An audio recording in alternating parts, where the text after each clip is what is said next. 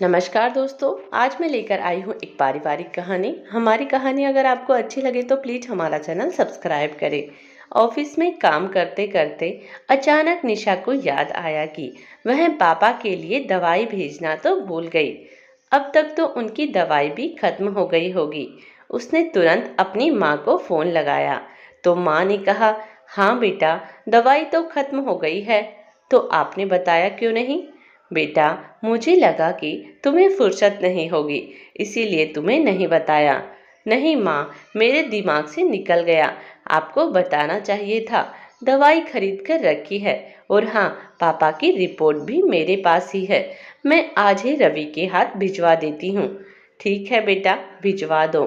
अरे सुनो, अगर दामाद जी को फुर्सत नहीं है तो रहने दो, तुम्हारे पापा ही जाकर ले आएंगे। नहीं माँ, पापा को मत बोलो, उन्हें आराम करने दो। मैं रवि को बोलती हूँ, वही चले जाएंगे। वैसे भी आज उनकी छुट्टी है, घर पर ही है। ठीक है बेटा। फिर पति को कॉल किया कि घर में दवाई रखी हुई है और साथ में रिपोर्ट भी है, जरा आप पापा को पहुँचा दीजिए। मैं नहीं जाऊँगा, कल तुम ही दे आना, रवि ने साफ मना किया। आप ही चले जाइए ना, उनकी दवाई खत्म हो गई है, निशा ने मनाते हुए कहा। अरे यार, तुम भी ना छुट्टी पर भी घर में चैन से नहीं बैठने देती हो, रवि ने दुखी होते हुए कहा। सुबह से तो बैठे ही थे, जाइए ना, वहाँ आपको रुकना तो है नहीं, बस दवाई देकर आ जाना, मुश्किल से 1 घंटा लगेगा। रवि ने पहले तो काफी ना नुकुर किया, लेकिन जब निशा ने कई बार कहा तो झुंझलाकर बोला, हाँ ठीक है, देखता हूँ। तब निशा निश्चिंत हो गई। वह शाम को ऑफिस से निकलकर बाजार चली गई।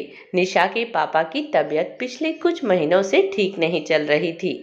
अब दोनों काफी बुजुर्ग हो चुके हैं, तो जब भी डॉक्टर से दिखाना होता तो निशा साथ समय निकालकर जरूर जाती और 1 महीने की दवाई भी ले आती, ताकि उन्हें बार बार भागदौड़ ना करनी पड़े। इससे समय बचने के साथ साथ कुछ हद तक दवाई पर डिस्काउंट भी मिल जाता था।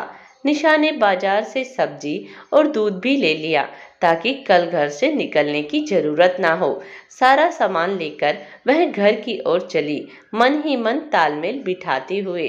इस महीने में एक दिन ससुराल जाने के लिए समय निकालना है और एक दिन मम्मी पापा से मिलने जाना है। यही सब सोचते हुए घर पहुंची तो देखा पतिदेव सोफे पर टांग फैलाकर बैठे टीवी देखने में व्यस्त है। अरे, बड़ी जल्दी आ गए आप, कहाँ दवाई देकर? निशा ने रवि को देखते हुए पूछा। अरे मैं नहीं गया, रवि ने सपाट उत्तर दिया। लेकिन क्यों? मैंने कहा ना, 2 दिन पहले ही उनकी दवाई खत्म हो गई। दोनों ही बुजुर्ग हैं, अगर तकलीफ बढ़ गई तो क्या और कैसे करेंगे? निशा ने कहा। अरे यार, सप्ताह में 2 शनिवार और रविवार 2 दिन की छुट्टी मिलती है, उसमें भी तुम चैन से नहीं बैठने देती हो।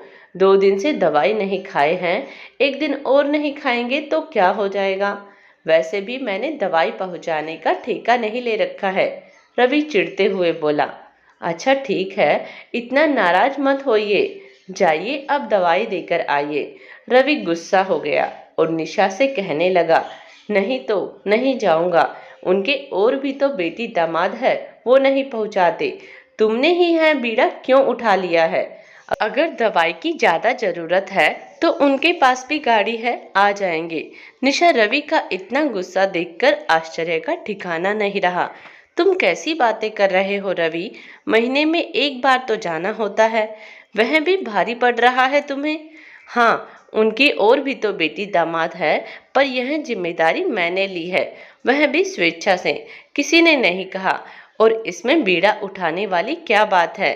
मेरे माँ बाप है तो थोड़ी जिम्मेदारी तो मेरी भी बनती है, बाकी हम सब की भी है, लेकिन मैंने ले ली तो क्या हो गया? वैसे भी महीने में एक बार पहुंचानी है, कौन सा मैं हर हफ्ते जाती हूँ, कभी कभार तो वह खुद ही ले जाते हैं। नहीं, मैं नहीं जाऊंगा और मुझे अच्छा नहीं लगता तुम्हारे घर जाना। तो फिर ठीक है, मैं ही जाकर दे आती हूँ। तुम अभी जाओगी? अंधेरा होने को आ गया है। निशा रहने दो। तो क्या हो गया, लोग तो रोड पर चल रहे हैं ना। पर हाँ, खाना बनाकर खा लेना और हाँ, मीठी को भी खिला देना। मैं जा रही हूँ, तुम दोनों के लिए खाना भी नहीं बनाऊंगी, मैं उधर ही खा लूंगी। लेकिन एक बात सुन लो, आज के बाद मैं भी तुम्हारे घर नहीं जाऊंगी और ना ही एक भी जिम्मेदारी उठाऊंगी, क्योंकि मुझे भी वहां जाना अच्छा नहीं लगता। मेरे घर जाने पर मेरी माँ कम से कम तुम्हें चाय पानी पूछती है, परंतु मुझे तो तुम्हारे घर में अपने साथ साथ सारे घर वालों के लिए भी बनाना पड़ता है। इतना ही नहीं, जब तक रहती हूँ तब तक घर का सारा काम भी करना पड़ता है, भले ही मुझे पसंद हो या ना हो। निशा ने कहा, तुम बहुत ज्यादा नहीं बोल रही हो? अरे तुम ऐसा कैसे बोल सकती हो? वह मेरे माँ बाप है, तुम्हारे सास ससुर है, वह तुम्हारा ससुराल है, जिम्मेदारी तो तुम्हें उठानी ही पड़ेगी। रवि ने भी निशा को जवाब दिया, वह मेरा ससुराल है तो यह भी तुम्हारा ससुराल है, मेरे माँ बाप भी तुम्हारे सास ससुर है। यह कहाँ लिखा है कि सिर्फ बहू अपने ससुराल की जिम्मेदारी निभाए? बेटा अपने ससुराल की जिम्मेदारी निभाना तो दूर, कदम तक ना रखना चाहे। तुमने ही कहा था ना कि आज से सिर्फ मेरे मम्मी पापा नहीं, हमारे मम्मी पापा है, और मैंने अपना मान लिया। जो जिम्मेदारी दी गई वह सभी निभा रही हूँ, पर मेरे माँ बाप के लिए क्या तुम्हारी कोई जिम्मेदारी नहीं बनती? वह तुम्हारे कुछ नहीं लगते? निशा बोली, देखो, तुम बिना मतलब के एक छोटी सी बात को खींच रही हो, बतंगड़ बना रही हो। रवि ने कहा, मैं कोई बतंगड़ नहीं बना रही हूँ, बस तुम्हें बता रही हूँ कि अगर मेरे फर्ज है तो कुछ तुम्हारे भी फर्ज हैं, और आज के बाद मैं भी अपने ससुराल की सभी जिम्मेदारियों से खुद को मुक्त करती हूँ। कोई कितना भी कहे, मैं किसी की एक नहीं सुनने वाली। बोलती हुई निशा तुरंत दवाई का बॉक्स और स्कूटी की चाबी ली और घर से निकल गई। यह देख रवि ने तुरंत निशा के पीछे भागा। अरे तुम रुको, मैं दवाई देकर आता हूँ, रवि ने घबराकर कहा। अरे नहीं, तुम घर में बैठो, तुम्हें अच्छा नहीं लगता, मेरे घर पर जाना तुम्हारी प्रतिष्ठा को ठेस पहुंचती है। मेरे माँ बाप के लिए कुछ भी करने में तो तुम रहने दो, मैं कर लूंगी। अरे तुम भी बहुत जल्दी परेशान हो जाती हो, रहने दो, मैं जा रहा हूँ।